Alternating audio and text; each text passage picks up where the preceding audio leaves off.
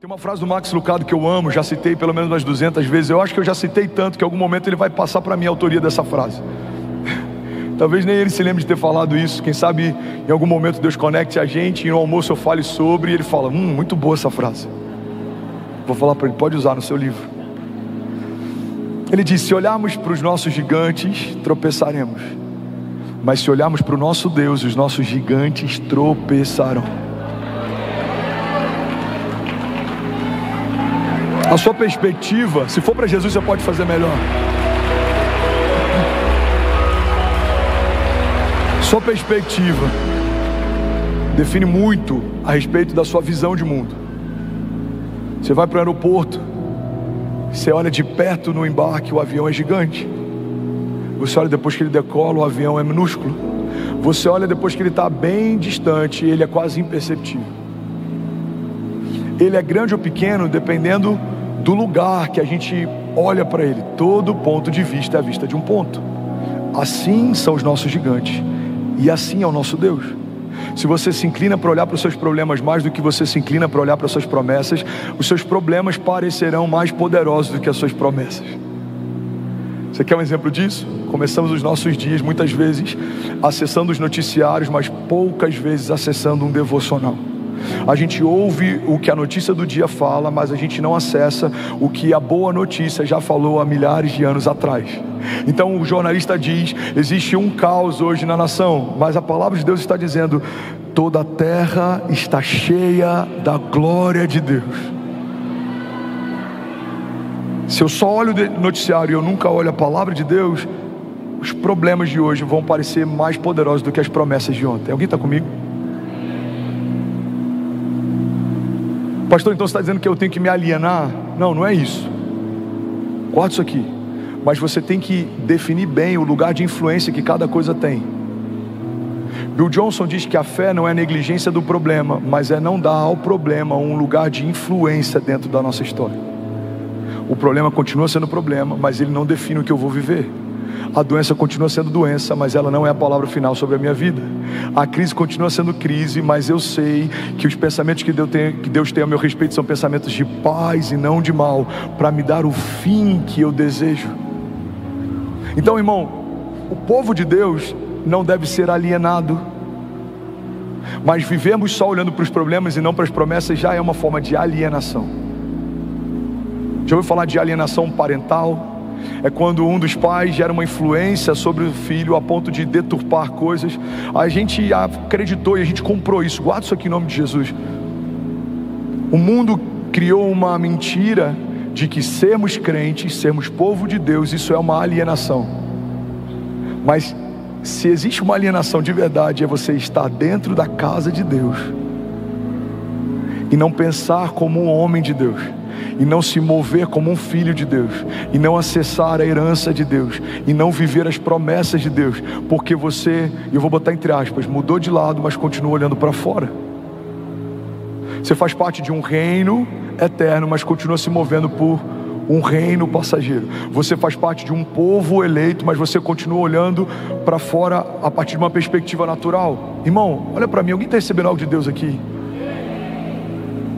Não faz sentido estarmos debaixo de uma nova aliança, mas nos movermos como se estivéssemos na antiga aliança. Você está debaixo de uma nova aliança. E o que essa nova aliança te tornou? Te tornou mais do que vencedor. Te tornou rei e sacerdote. Você ministra diante de Deus. Você tem acesso à presença de Deus. Você carrega a vida de Deus. Você fala em nome de Deus. Você liga e desliga na terra e nos céus. Você profetiza, libera palavras e elas se cumprem. Você toca enfermos e eles são curados. Você ora por cativos e eles são libertos. A palavra de Deus diz, o Senhor me ungiu para anunciar o seu ano aceitável. O que era o ano aceitável do Senhor? Era o jubileu, quando 7 ciclos de 7 anos se completavam, todos os escravos eram libertos, todas as dívidas eram perdoadas e todas as terras voltavam para o seu dono de origem. O que a palavra está dizendo é, o Senhor nos ungiu para declarar aos cativos a liberdade, a sua dívida foi paga, as algemas foram quebradas, você não é mais cativo, as cadeias se romperam. Se Cristo nos libertou, verdadeiramente somos livres. Qual é a boa notícia que nós temos para os enfermos? Isaías 53 53 declara: certamente Ele levou sobre si as nossas doenças e enfermidades, e o castigo que nos trouxe a paz estava sobre Ele, pelas suas pisaduras nós fomos sarados. As terras voltam ao lugar de origem, aonde você colocar a planta dos seus pés, abençoado será.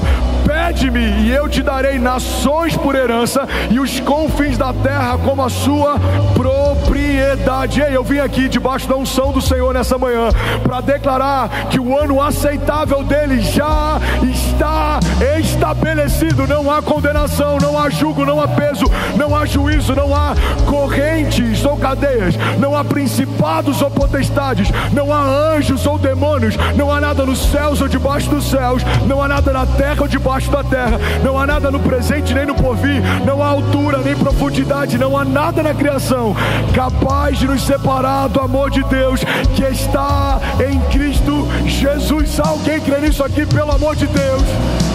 Ele é um Deus forte, fala comigo, Ele é um Deus forte. Salmos 46:1 diz: Deus é o nosso refúgio e fortaleza, Ele é auxílio presente na adversidade, por isso não temeremos, embora a terra trema e os montes afundem no coração do mar, embora estrondem as suas águas turbulentas e os montes sejam sacudidos pela sua fúria. Há um rio cujos canais alegram a cidade de Deus, o santo lugar onde habita o Altíssimo. Deus nela está e ela não será abalada.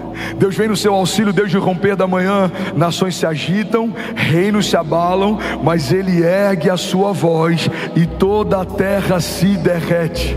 O Senhor dos exércitos está conosco, o Deus de Jacó é a nossa torre segura. Alguém pode dizer glória a Deus por isso?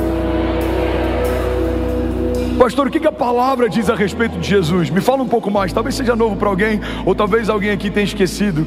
Eu não lembro quem é o autor, mas tem um autor francês que ele dizia que nada do que a gente fale no púlpito é algo novo. A nossa função é só relembrar aquilo que a gente jamais poderia esquecer. Talvez para alguém aqui o que eu vou falar você já sabia, mas se esqueceu. Talvez era um conhecimento que você tinha e se esvaiu. Talvez era uma convicção que você carregava e ela se perdeu. Eu não sei se é novo para você ou se Deus está relembrando você, mas eu quero liberar sobre você o que a palavra de Deus diz sobre Jesus. Você está comigo? Diga amém. Mateus 28:18 diz que Ele tem todo o poder no céu e na terra. A palavra de Deus diz que por meio dele tudo que existe veio à existência. João 1:3 diz: todas as coisas foram feitas por intermédio dele, e sem ele nada do que existe teria sido feito. A palavra de Deus também diz que é por ele que são mantidas todas as coisas. Hebreus 1:3: o Filho é o resplendor da glória de Deus e a expressão exata do seu ser, sustentando todas as coisas por meio da sua palavra poderosa. Depois de ter realizado a purificação dos pecados, ele se assentou à direita da majestade de Deus nas alturas. Alguém pode dizer glória a Deus por isso? A Bíblia diz que Ele tem as chaves do inferno e da morte. Apocalipse 1:18 diz: eu sou aquele que vive, estive morto, mas agora estou vivo para todo sempre, e eu tenho as chaves da morte e do Hades. Eu vou lembrar para alguém aqui, você vai celebrar no seu lugar: ao terceiro dia Ele ressuscitou. Aleluia, aleluia.